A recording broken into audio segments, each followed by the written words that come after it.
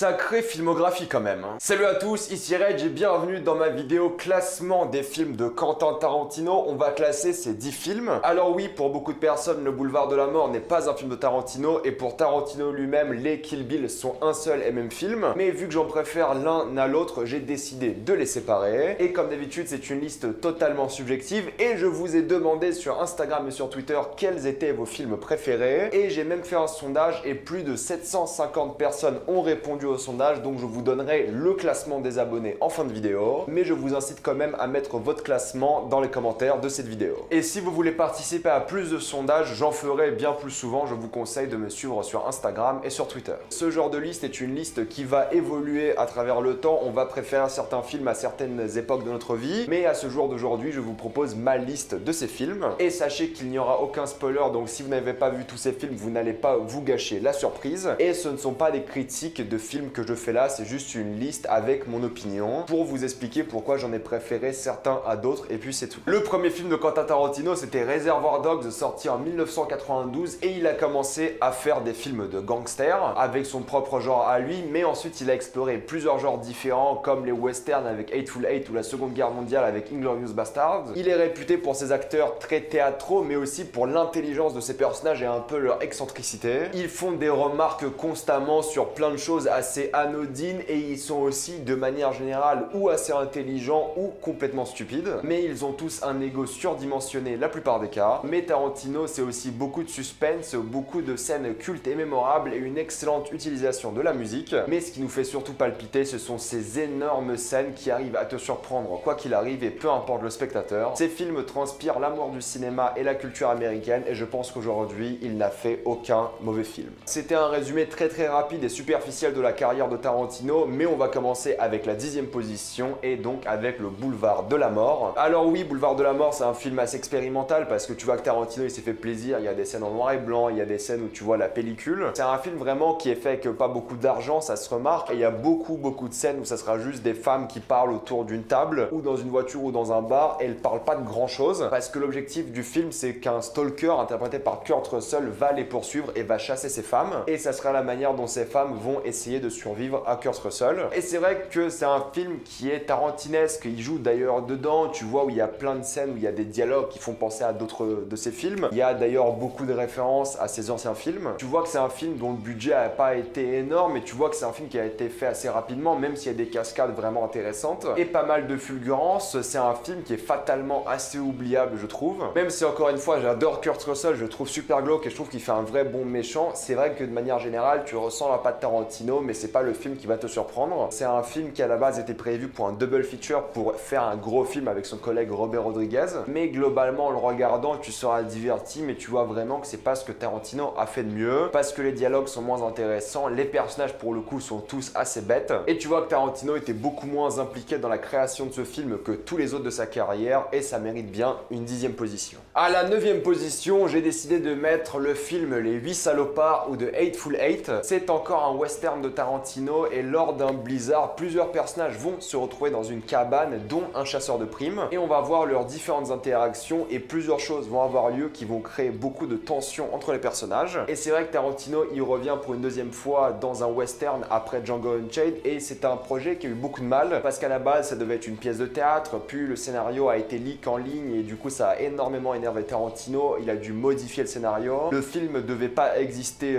tout court au début mais il en a fait un film et c'est vrai que c'est un film qui est pas mal je trouve. C'est un whodunit donc on essaie de trouver le mystère, voir qui a commis les choses horribles du film. Et si vous devez regarder ce film, je vous conseille la mini-série du film sur le Netflix US. Vous pouvez regarder The Hateful Eight. Ça sera en 4 épisodes de 50 minutes. Ça sera donc une version plus longue que le film avec de nouvelles scènes. Et je trouve cette version bien meilleure, mais je trouve quand même la fin décevante. Je trouve que ça gâche un peu tout le principe de l'histoire, mais les personnages sont intéressants, ils sont assez loufoques, ils ont des bonnes relations relation entre eux, mais c'est vrai que c'est un film un peu trop long je trouve, même la version longue est un peu trop longue, et c'est un film qui a du mal à te divertir durant toute sa durée, mais c'est pas très grave parce que ça reste un bon film, ça reste un film où les acteurs s'éclatent, où t'adores la musique et c'est juste une seule cabane, donc c'est un huis clos et c'est super stressant, et le film est de base assez fun, mais ça fait aussi partie de ces films les plus oubliables de Tarantino parce qu'il n'y a pas une seule scène qui ressort du tas, et t'as l'impression que le film aurait été mieux en tant que pièce de théâtre. À la 8e position, j'ai choisi l'un de ces films peut-être les plus sous-cotés parce que pas beaucoup de personnes l'ont vu, surtout dans la liste que je vous ai donnée, c'était le film le moins regardé avec Boulevard de la Mort, c'est Jackie Brown. Jackie Brown, c'est l'histoire d'un dealer d'armes à feu qui va vouloir donc se faire plein d'argent et il va travailler avec plein de personnes différentes. Ça inclut le personnage de Jackie et plein d'autres personnages du récit, et c'est vrai que tous les personnages là vont interagir pour essayer d'enrichir le personnage de Samuel Jackson. Et c'est vrai que c'est le genre de film qui est super lent, alors l'histoire est pas du tout captivante, il faut un long moment pour s'intéresser au film. Je trouve la moitié du casting assez oubliable, même De Niro, je trouve qu'il est pas très bon dans le film. Il a un rôle peu mémorable et c'est vrai que de manière générale, t'as envie de le regarder pour Samuel Jackson et pour Robert Foster, qui sont absolument dingues dans le film. T'adores la bande originale, c'est l'une des meilleures BO de Quentin Tarantino, c'est un vrai bon kiff pour les oreilles. C'est sûrement l'un des films les plus matures de Tarantino et ça respire aussi la culture américaine, mais c'est vrai que c'est pas le film le plus captivant avec le plus d'énergie. Les rebondissements, ils sont là pour être là et ils fonctionnent pas très bien, donc ça m'étonne pas que ce soit le film de Tarantino le moins populaire, parce que je pense que beaucoup de personnes vont s'ennuyer en regardant ce film. Moi, j'ai quand même pris du plaisir en le revoyant récemment, et c'est vrai que ça reste quand même un bon film, un film mature, un film pas un metteur en scène qui s'applique vraiment, tu ressens que c'est un film de Tarantino. Mais encore une fois, si je devais recommander un film de Tarantino, ça serait pas celui-ci que je recommanderais en premier. Mais si vous êtes fan de Tarantino, vous devez impérativement voir ce film parce qu'il le mérite, et ça se voit que c'est un projet qui a été fait avec beaucoup d'amour. Surtout parce qu'apparemment l'adaptation est juste excellente. À la 7e position, j'ai choisi de parler de Kill Bill volume 1. Alors oui, je sais que beaucoup d'entre vous préfèrent Kill Bill 1 au 2. Je trouve que c'est un film qui est complètement fou dans ses nombreuses scènes d'action et dans sa violence. Il y a beaucoup de scènes mémorables par rapport aux scènes d'action, surtout le final, vous le savez très bien. C'est en plus de ça un final qui est super long, qui dure presque 40 minutes et c'est un vrai bon kiff. Tu vois que Tarantino il s'est fait plaisir avec l'action, tu vois qu'il arrive à bien filmer l'action, mais t'adores aussi les personnages. C'est un casting complètement barré et t'as envie de savoir un peu le passé de tous ces personnages. Et pour le coup, il y a beaucoup de musique culte, beaucoup de scènes cultes. Et c'est un film qui a quand même réussi à créer un mythe et t'as envie d'en savoir plus sur tout le monde et surtout de voir une suite pour voir la conclusion de cette œuvre. Et la suite qui, d'après Tarantino, fait partie du même film, c'est la 6e position de ce classement, c'est Kill Bill volume 2. Je les mets côte à côte parce que c'est vraiment le même film à peu près et la même continuité, mais je préfère un peu les idées de Kill Bill 2, je préfère le passé du personnage principal qui a été abordé, je préfère un peu le côté motivant du film. Ça me fait toujours penser à un Rocky parce que tu as envie de te lever, de réussir et de faire du sport et de te donner à fond. J'adore le casting encore une fois de ce film-là qui est aussi super mémorable, j'adore la fin qui est grandiose. Peut-être moins de scènes d'action épiques avec énormément de figurants, énormément de violence, mais c'est un film plus intime qui va se concentrer sur le personnage principal et son passé, et c'est l'un des meilleurs films de vengeance que j'ai vu, et tout ce que j'ai dit sur Kill Bill 1 s'applique de manière positive ici, mais beaucoup plus concentré sur la psyché du personnage principal. Apparemment Kill Bill 3 va avoir lieu, est-ce qu'on en a besoin? Pas forcément, parce que je trouve les deux films très bien et ils se concluent d'une manière satisfaisante, mais je ne dirais pas non pour revoir ce casting, revoir ces personnages et voir l'histoire que peut nous pondre Tarantino et avoir donc cette trilogie de compléter. Mais si le projet n'a jamais lieu, je trouve quand même qu'on a eu deux films satisfaisants. À la 5e position, je choisis le premier western de Quentin Tarantino, c'est-à-dire Django Unchained. À partir de là, ces films, je les adore vraiment personnellement, c'est parmi mes films préférés. Ils apportent tous quelque chose de nouveau, ils apportent tous un vent de fraîcheur, j'adore vraiment ces 5 prochains films. Et Django Unchained, je me rappelle très bien, j'ai dû le voir 2-3 fois au cinéma, c'était un énorme plaisir. Les thématiques de l'esclavagisme qui sont abordées, surtout aux États-Unis, ça a fait beaucoup polémique, mais qui sont abordées de manière intelligente, où vraiment c'est l'histoire d'un esclave qui va vouloir se venger de ses maîtres et retrouver sa femme. C'est encore une fois un film de vengeance et j'adore le duo Christoph Waltz, Jamie Foxx, il est incroyable. Christoph Waltz c'est l'un des meilleurs acteurs de sa génération, il a très bien prouvé avec Tarantino, et Jamie Foxx est super aussi, mais c'est DiCaprio qui est complètement irrécupérable dans ce film. C'est un esclavagiste raciste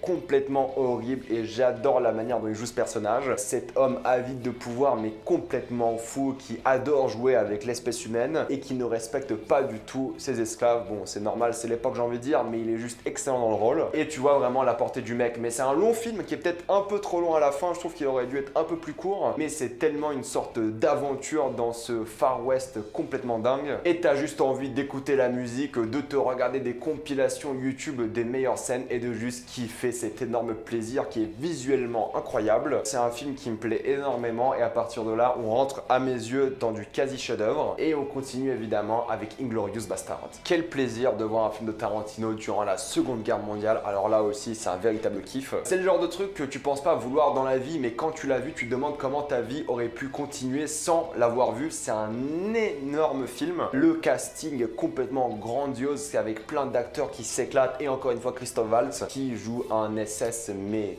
dingue. Il est incroyable en tant qu'acteur, mais il joue un personnage flippant qui crée vraiment toute la tension du film. L'une des meilleures scènes d'introduction de l'histoire du cinéma, je trouve. J'ai un peu de mal avec les acteurs francophones, je trouve pas qu'ils sont très bons, mais le reste du casting irréprochable. C'est un film assez long, mais tu vois pas du tout le temps passer parce que tu passes de scène culte à scène culte, que ce soit la scène du bar, la scène de conclusion au cinéma. On est sur quelque chose qui respire vraiment l'amour des films de la Seconde Guerre mondiale. La haine totale des nazis, c'est une évidence, mais aussi un peu un regard sur l'Amérique de cette époque-là. Et je pense le film le plus stressant avec le plus de suspense de Tarantino, je pense encore une fois la scène du bar, qui est une scène mais complètement dingue. Et juste pour ça, il faut voir ce film. Mais c'est un film aussi très drôle comme beaucoup des films de Tarantino, mais les libertés historiques qu'il a pris, j'ai beaucoup apprécié. Et tu vois qu'il a fait le film de Seconde Guerre mondiale qu'il a réellement voulu faire et il a réussi. À la troisième position, là, ça devient du chef-d'œuvre, je trouve, 100%, c'est Reservoir Dogs. J'ai beaucoup hésité entre le troisième et le deuxième, mais Reservoir Dogs, c'est un film que je trouve quasi parfait, surtout pour un premier film. Pas beaucoup de metteurs en scène arrivent à faire un premier film aussi légendaire que Reservoir Dogs. Entre les différents acteurs qui sont incroyables dans le film, l'histoire qui te surprend sans arrêt, l'une des scènes musicales les plus connues de l'histoire du cinéma, vraiment la fin qui vient de nulle part et tu t'y attends pas du tout. Un film qui est pour la majorité du temps filmé dans un seul endroit avec pas beaucoup d'argent et ça se ressent. Tout fonctionne sur le passé des personnages, sur leurs relations, sur les discussions entre eux, avec cette scène au tout début qui est un débat sur le fait de donner ou non des pourboires. Ça a vraiment instauré le style de Tarantino que tu ressens depuis le début de sa carrière. Ça fait bientôt 30 ans qu'il fait des films et ce film-là, c'était une vraie base. Et pour le suspense, pour le charisme des personnages, bref, c'est un film qu'il faut voir et revoir. Et c'est un film qui ne va jamais vous ennuyer, c'est un véritable chef-d'œuvre. À la deuxième position, je vous l'ai dit, j'ai beaucoup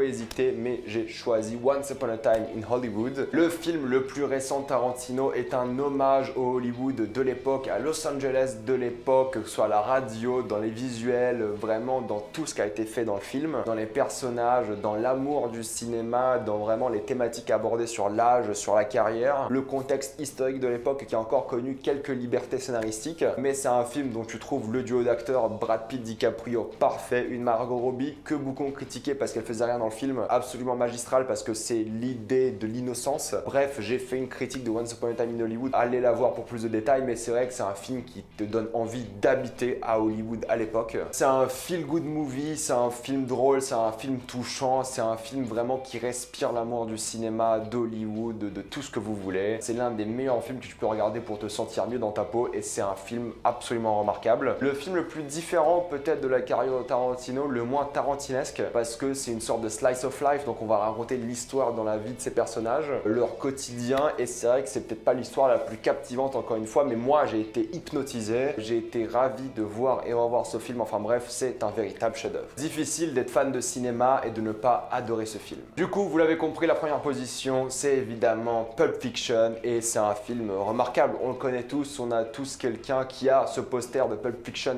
chez lui dans sa chambre. C'est un film culte parce que c'est vraiment, à mes yeux, l'apothéose du film de gangster de Quentin Tarantino. J'adore la temporalité, j'adore les personnages qui ont des discussions, mais encore une fois, qui n'ont rien à voir avec l'histoire, mais qui sont représentatifs de leur développement de personnage et de qui ils sont réellement. Je pense à la scène qui parle de burger dans la voiture. Il y a énormément de tirades des personnages, ils ont tous un ego surdimensionné. C'est pour moi vraiment la checklist des films de Tarantino, mais fait à la perfection. Des scènes en musique culte, des personnages cultes et charismatiques, des relations entre personnages qui te surprennent, des scènes surprenantes aussi de base. Tu sais jamais dans quoi vont se fourrer les personnages, les surprises, les discussions, les problèmes des gangsters, la manière dont dont toutes les histoires se lient entre elles et la manière dont ça finit, c'est absolument parfait. C'est un film que tu peux voir et revoir. Je l'ai même vu 2 fois en un jour, une fois tellement j'avais adoré. J'ai dû voir ce film une vingtaine de fois. Tu peux le citer de tous les côtés. C'est un film super mémorable pour les relations de pouvoir, pour les romances, pour à peu près tout ce qui a été fait dans le film. Je trouve que c'est un film qui est parfait. Il n'y a pas un seul bout de gras. Il n'y a rien qui aurait dû être modifié ou enlevé. C'est un film absolument parfait. Voilà, c'était mon classement des films de Tarantino. Et avant de conclure cette vidéo, il est temps de donner votre classement des films de Tarantino. C'est simple, j'ai fait un sondage. Vous étiez plus de 750 personnes à répondre et ensuite j'ai fait quelques statistiques. J'ai pondéré un peu les résultats pour donner un vrai score au film. Je mettrai d'ailleurs les scores dans le commentaire épinglé. Vous avez commencé avec Boulevard de la Mort et vous l'avez uniquement voté 500 des 750 fois. Donc il y a beaucoup de personnes qui n'ont pas vu ce film. C'était le film qui a eu le plus de votes pour la place numéro 10 et je pense aussi que pour la même raison que moi, c'est le film que vous aimez le moins de Tarantino. À la 9e position, c'est Jackie Brown et encore une fois, il n'y a que 500 des 750 personnes qui ont voté pour ce film. C'était le film qui a eu le plus de votes pour la place numéro 9, mais de manière générale, c'est un film qui est assez bas dans le classement et il mérite d'après vous sa 9e position. Un peu plus loin dans le classement, un film qui a été voté par quasiment tout le monde, c'est Les 8 salopards. Je pense que pour les mêmes raisons que moi, vous aimez ce film, mais vous ne le trouvez pas forcément spécial ou mémorable et ça lui fait mériter cette 8e position. Étonnamment, pas très loin dans le classement, à la 7e position, c'est le film Kill Bill 2. J'étais surpris d'ailleurs de voir que beaucoup plus de personnes préfèrent Kill Bill 1. Je sais pas pourquoi, parce que peut-être moi je préfère Kill Bill 2. Donc d'après vous, il mérite cette 7e position. Alors là, j'étais énormément surpris pour la 6e place parce que vous avez voté Reservoir Dogs en tant que 6e film de la filmographie de Tarantino. Mais niveau score, c'est vrai qu'il y a quand même un gros écart entre les deux films, mais vous l'avez quand même choisi en tant que 6e. 5e position, vous avez choisi Kill Bill volume 1. Et au coude à coude, vous avez aussi en 4e position Inglourious Basterds. Je pense vraiment qu'à partir de Kill Bill 1, c'est vos films préférés de Tarantino. 3e position, vous avez Once Upon a Time in Hollywood avec un très bon score aussi, mais 2e position avec encore une fois un meilleur score et celui-ci était pas très loin d'être le premier, c'est Django Unchained qui est arrivé presque le film le mieux voté en première position, mais il a donc été battu par Pulp Fiction qui a eu le plus de votes pour position 1, 2 et 3. Après j'ai pondéré les résultats, donc si vous étiez top 1, vous avez plus de scores et plus vous apparaissez dans le bas du classement, moins vous gagnez de points. Bref, c'est des calculs assez simples, mais en tout cas voici le classement des abonnés. Mettez dans les commentaires votre classement des films de Tarantino. Comme d'habitude, pensez à vous abonner à la chaîne pour plus de vidéos. Mettez un j'aime et partagez cette vidéo, ça aide beaucoup la chaîne. Si vous aimez la chaîne, pensez à la soutenir gratuitement grâce au lien Utip ou en faisant un don ou en regardant une publicité, ça fait un peu d'argent. Suivez-moi sur Instagram pour des critiques exclusives. Suivez-moi sur Twitter pour toutes les news et salut à tous.